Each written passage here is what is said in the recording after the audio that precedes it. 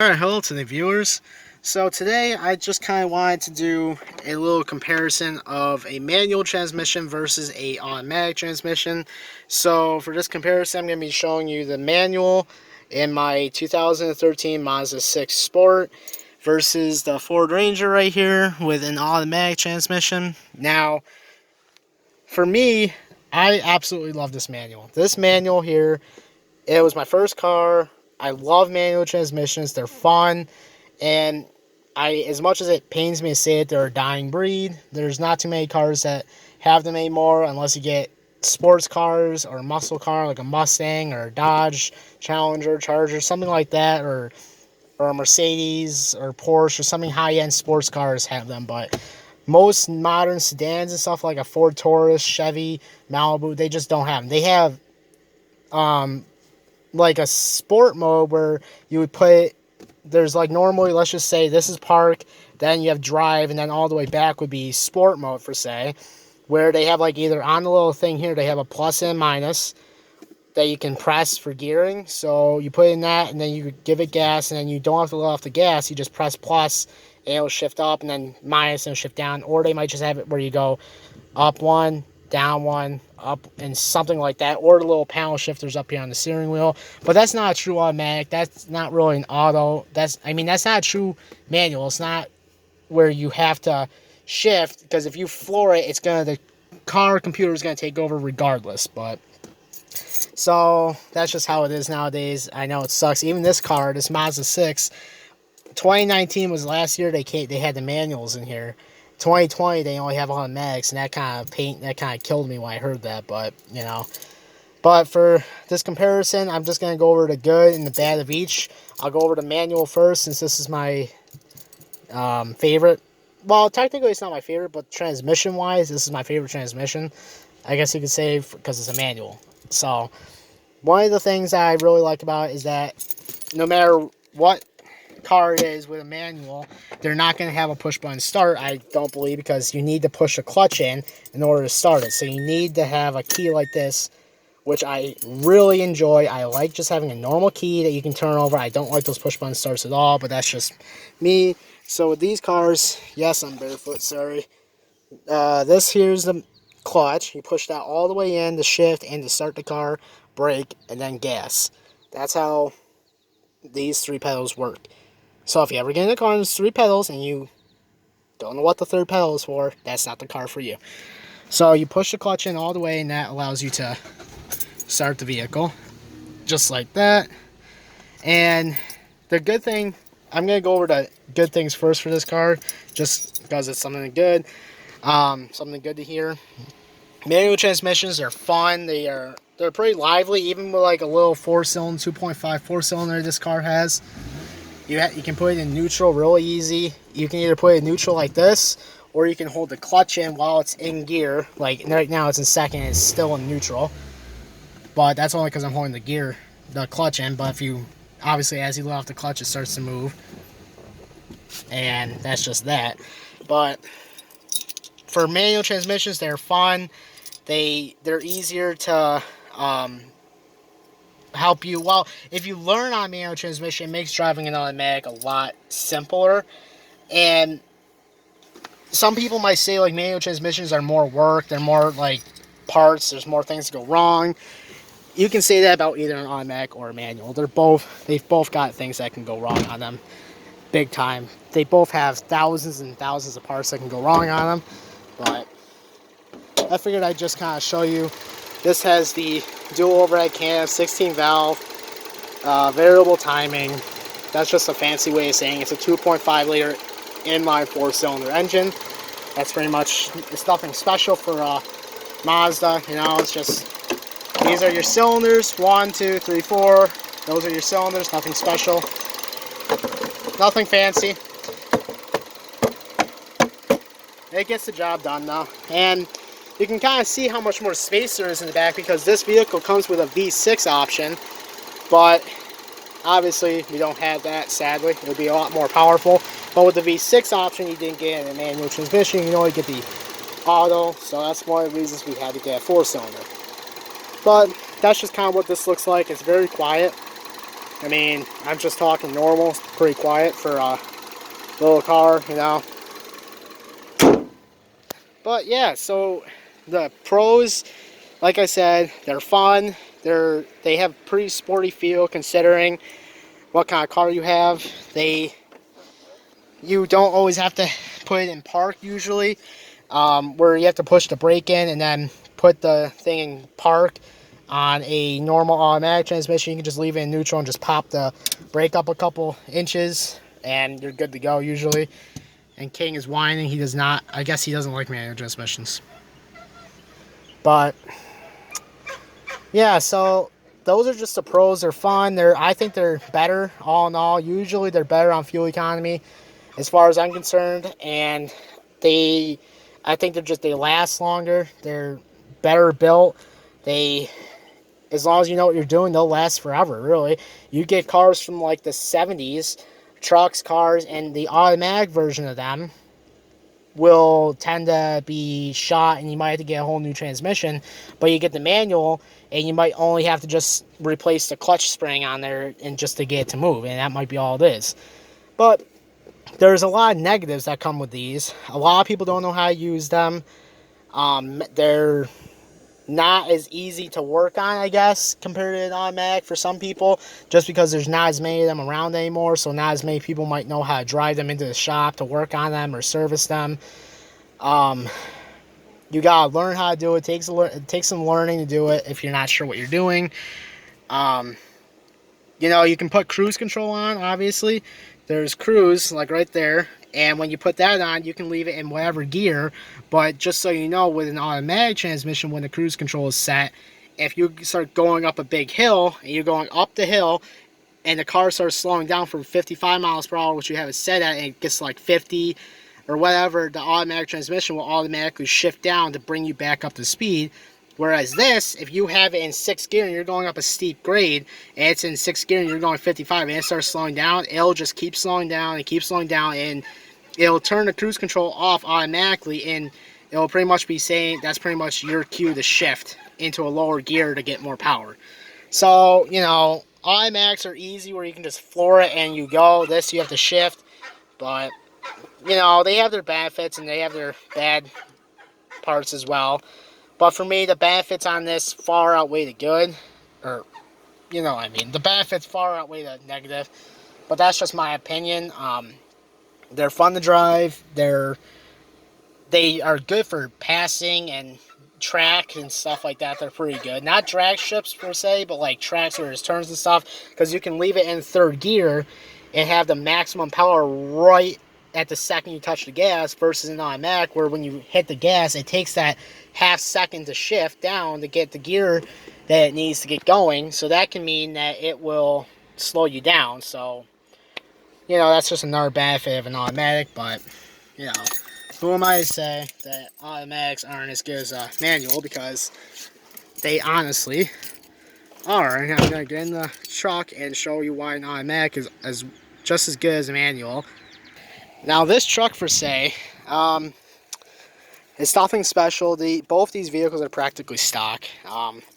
Especially this truck, it doesn't have anything special. It doesn't have a manual, sadly.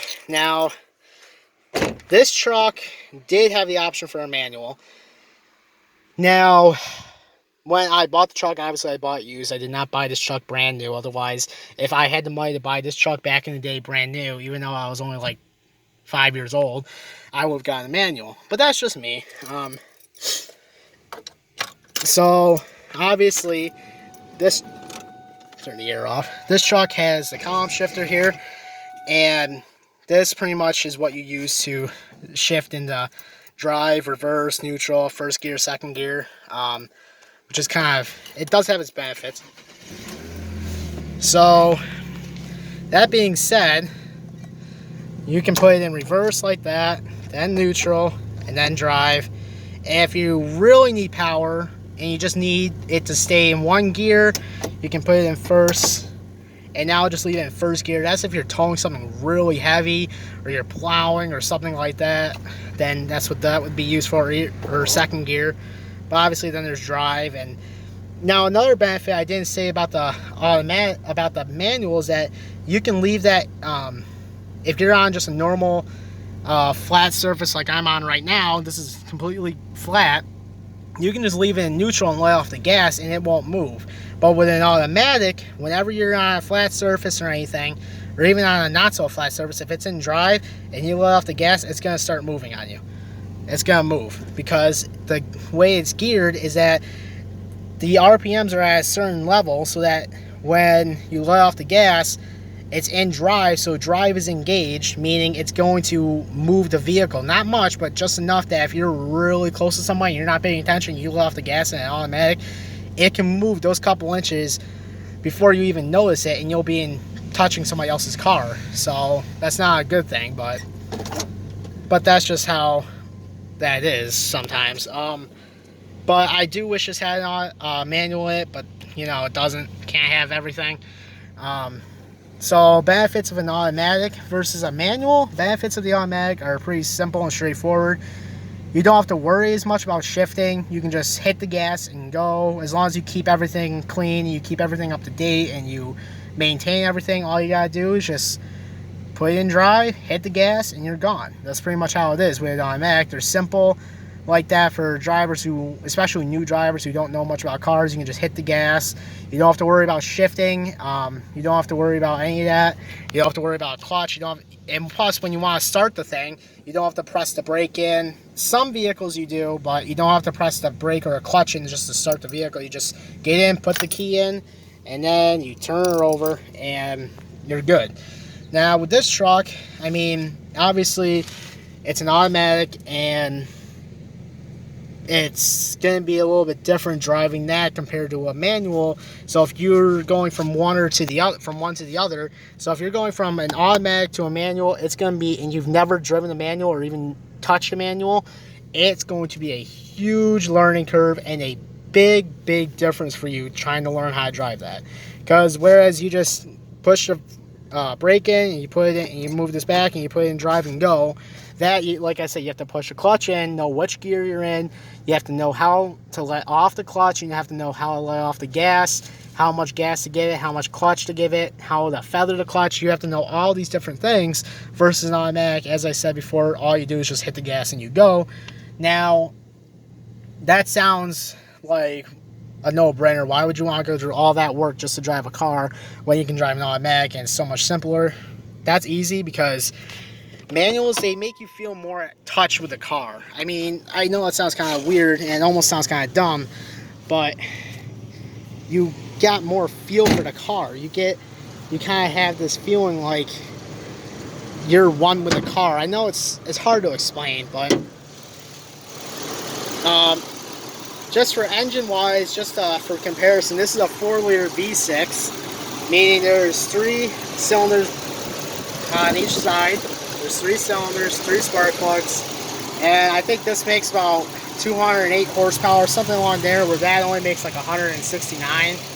But, you know, this thing, she gets up and moves for an 05. For an old 2005 truck, she gets up and moves, you know. She knocks the rear end loose real easy, but it'd be a whole lot easier if it was a manual, but that's just, obviously, it's not, so. This kind of shows you the different engines. You can get the 2.3, the 3-liter, or the Big Bad Beat 4-liter, which is what I got, and I'm very happy with that. So, this truck, being an automatic, I do enjoy it a lot. I really do. It's fun. It's a great little truck. But I have a plan that once I get everything done to it that I have to do in the next 5, well, no, wait a minute, 5. Next 3 years, hopefully, I can maybe get a manual transmission to throw in here, but that's a big if. At that point, I might as well just buy a new truck, but you know how it is. So, again, considering this is an automatic, the good things about it, like I said, you just take off, you just put it in drive, and you go. You don't have to worry about clutch, you don't have to worry about shifting, you don't have to worry about any of that stuff. You can just go, as long as your transmission's in good health, obviously. Now, the negative things for this truck, being an automatic, negatives is I don't think it's not as fun to drive. Definitely not as fun, because you don't have that feeling of being able to just sit here and shift. You don't get a choice of what gear you're in. The only way you get to choose is by how much gas you give it. So in the manual, the reason that has so much better gas mileage, manuals do, is that when you're driving down the road, you can leave it in 6th gear majority of the time. You can go from like 30 miles an hour all the way up to 90 miles an hour, leaving it in 6th gear without having to even shift once. Depending on if you have to stop or not, obviously. But if you're not stopping, you're just going and the speed limit keeps going up and up and up. Instead of the truck having the truck or car automatic transmission have to shift constantly to keep up with the different speeds, you can leave the manual in gear and not even have to shift it once. So you'll get much better gas mileage than having the truck go from the RPMs. Like if you're going 30 miles an hour and the RPMs are right there, let's just say they're at like 1500. Then you want to get up to 60 and you give it more gas, it's going to jump up like that to 3,000 and it's going to blow through more gas. So that's another thing that automatics aren't as good for, is gas mileage. But nowadays with like these brand new cars and vehicles and stuff, they get such good gas mileage, it's hard to even tell sometimes. But that's just a little tidbit for older vehicles like this. The manual transmission is always going to be better for an older vehicle like this, 9 times out of 10. So yeah, so gas mileage isn't the greatest in old automatics. Also, with a manual transmission, you have the ability to, when you want to pass somebody, let's say we're going just down, let's say this is a road and you're just going down the road and it's 35 miles an hour and the guy in front of you is going 25, which we all know how that is. It's annoying. So with this, you just have to stomp on the gas and it'll shift down and then you'll go around him if you're able to pass. And that's good and all, but imagine that half a second delay that it takes for this truck to shift down, that half a second to a second delay it takes for it to get into 3rd gear, let's say, will take that much longer to get past that guy. And that amount of time, another car could be coming down the road back towards you, and that can make it so you're not able to pass or whatever may happen. Whereas in a manual, you can put it in 3rd gear and follow behind the guy and have the RPMs all the way up there like that. Yes, I know I'm flooring it, sorry. I'm just revving the engine.